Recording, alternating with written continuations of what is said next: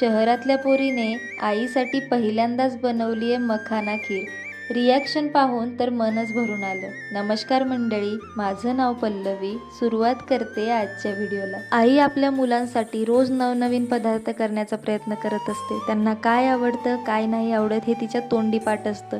रोज जेवणात काहीतरी स्पेशल माझ्या मुलांना मिळालं पाहिजे असेच तिचे विचार असतात. मग जी आई आपलं जीवन आणि जेवण दोन्ही स्पेशल बनवते, तिच्यासाठी काहीतरी स्पेशल झालं पाहिजे म्हणून मी आज तिच्यासाठी स्पेशल मखाना खीर बनवते. तुपात भाजलेले मखाने, उकळून घेतलेलं दूध, वर ड्रायफ्रूटचा हलका तडका.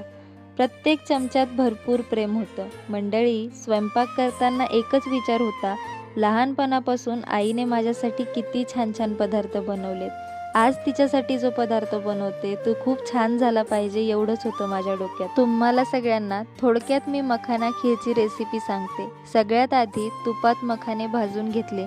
किचनमध्ये इतका छान सुगंध पसरला होता, तसं म्हणायला जावं तर आमचं किचन, बेडरूम, हॉल सगळं एकत्र. ही रेसिपी तयार व्हायला जास्त टाइम लागत नाही. मंडळी, ड्रायफ्रूट्स बारीक कट करून घ्यायचे, ते तुपात व्यवस्थित मंद आचेवर भाजायचे. दूधही गरम करून घ्यायचं.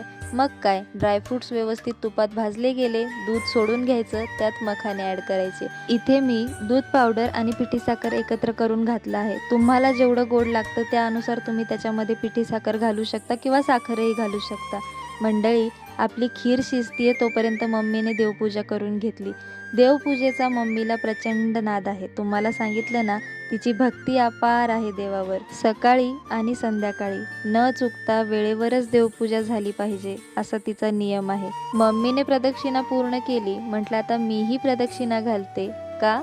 तुम्हाला हा टॉप दाखवण्यासाठी. मंडळी, बऱ्याच जणांना हा टॉप खूप आवडलेला आहे. तुम्हाला जर हा टॉप आवडला असेल किंवा घ्यायचा असेल तर कमेंट बॉक्समध्ये लिंक असं टाईप करा. तेवढ्यात पप्पा तिकडून रोजच्या सारखं आपल्यासाठी खाऊ घेऊन आलेले होते. न चुकता पप्पा रोज खाऊ घेऊन येतात बरं का. मम्मी येते आणि म्हणते, काय आणलं? पप्पा म्हटले, पाववडे. व्हिडिओ आवडला असेल लाईक करा, शेअर करा, सबस्क्राईब करा. Bye bye.